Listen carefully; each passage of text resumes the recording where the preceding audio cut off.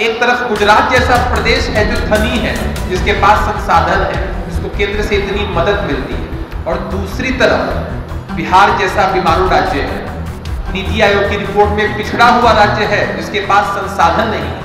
आजकल भारतीय जनता पार्टी के नेता गुजरात मॉडल पर उतना फोकस नहीं कर पाते हैं, क्योंकि वो जानते हैं कि ये मॉडल उनकी तरफ से फिसड्डी साबित हुआ है।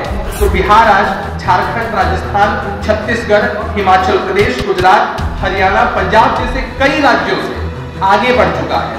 महागठबंधन की सरकार में बड़ी तेजी के साथ हर क्षेत्र में और खासकर स्वास्थ्य के क्षेत्र में प्रगति के पथ पर अग्रसर होगा हो, ये हमारा उद्देश्य नहीं।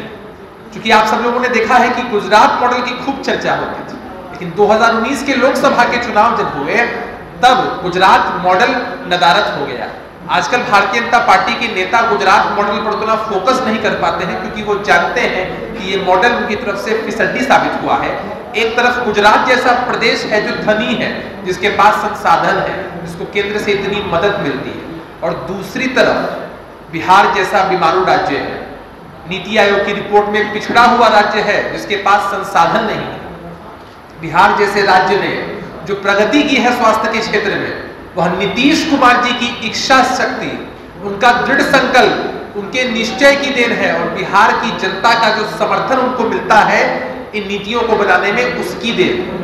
कुछ आंकड़े बस मैं आपके सामने और प्रस्तुत करना चाहता हूं कि 2004-5 से तक बिहार में जो गर्भवती महिलाएं थी, उनको जो अटेंडल केयर मिलता था, उनका अनुपात महज 34% था, और 2005-6 से लेकर 15 वर्षों का जो कार्यकाल 3 सरकारों का हुआ, उसमें यह बढ़कर 52.9% तक पहुंच गया। बिहार की बात करें, 2005 से पहले बिहार में सिर्फ 3 मेडिकल कॉलेजेस थे, लेकिन नीतीश कुमार जी के कार्यकाल में अब यह संख्या बढ़कर 15 हो चुकी है, और हर एक मेडिकल कॉलेज में नर्सिंग की भी पढ़ाई होती है। हर जिले में भी आप देख सकते हैं कि नर्सिंग कॉलेजेस खुल गई है। अभी बहुत बेहतर तरीके से बता रहे थे डॉक्टर साहब कि पहले बिहार आश्रित था साउथ से जो नर्सेज आती थी उन पर, लेकिन आज बिहार की बेटी आपको हर जगह दिखाई पड़ेगी, बिहार के अंदर और बिहार के बाहर भी, विदेशों तक भी नर्सिंग की पढ़ाई पढ़ के लोग जा रहे हैं, अपनी सेवाएं ले रहे हैं, जो दर्शाता है इस बात को कि बिहार अब स्वावलंबी हो रहा है, बिहार आगे बढ़ रहा है स्वास्थ्य के क्षेत्र में। अगर हम तुलना करें, हम सिर्फ गुजरात की ही बात क्यों करें, अगर जनसंख्या के हिसाब से डॉक्टर्स के अनुपात की बात करते हैं, तो बिहार आज झारखंड, राजस्थान, छत्तीसगढ़, हिमाचल प्रदेश, गुजरात, हरियाणा, पंजाब जैसे कई राज्यों से आगे बढ़ चुका है। आज डॉक्टर्स की संख्या लगातार बढ़ रही है। डॉक्टर साहब ने बताया भी कि कल किस तरह से माननीय मुख्यमंत्री जी के द्वारा नियुक्ति पत्र बांटे गए हैं स्वास्थ्य विभाग में, और इस तरह से लोगों को नौकरियां मिली है, लोग अपनी सेवाएं दें। कोविड जैसी महामारी से बिहार किस तरह से निपटा था, किस तरह से सेंट्रल फंड एड नहीं मिलने के बावजूद बिहार ही एक ऐसा प्रदेश रहा जहां जब कोविड से मौत हुई तो सबसे ज्यादा सहायता राशि के रूप में 4 लाख रुपए मृतकों के परिजनों को दी गई, और केंद्र सरकार की तरफ से महज 50,000 रुपए की राशि थी। ऐसा करने वाला राज्य सिर्फ बिहार। आज बिहार में आप पीएचसीज में पेशेंट्स की संख्या को देखेंगे तो इसमें ड्रास्टिक चेंज हुआ है, जबरदस्त बढ़ोतरी हुई है, जो दर्शाता है कि लोग सर्विसेज से सेटिस्फाइड होते हैं तभी सरकारी अस्पतालों की तरफ रुख करते हैं।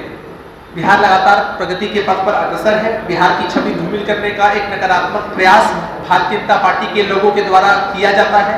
लंबे समय तक स्वास्थ्य विभाग उन लोगों के पास रहा, लेकिन हम लोगों ने एक कंबाइंड एफर्ट माना। नीतीश कुमार जी ने हमेशा स्वास्थ्य विभाग को प्राथमिकता दी है कि कैसे स्वास्थ्य सेवाएं बिहार में दुरुस्त हो सके। खैर, ये लोग लाख कोशिश कर रहे हैं। आज के हमारे इस प्रेस वार्ता के माध्यम से हम लोगों ने फिर से एक बार इन लोगों की गुजरात मॉडल का पर्दाफाश किया है। आप लोगों के सामने आंकड़ों के साथ हम लोग आए हैं, और यही सत्य है। बिहार की छवि ये लोग लाख खराब करने की कोशिश कर ले। बिहार नीतीश कुमार जी के नेतृत्व में महागठबंधन की सरकार में बड़ी तेजी के साथ हर क्षेत्र में और खासकर स्वास्थ्य के क्षेत्र में प्रगति के पथ पर अग्रसर होगा। बहुत बहुत धन्यवाद।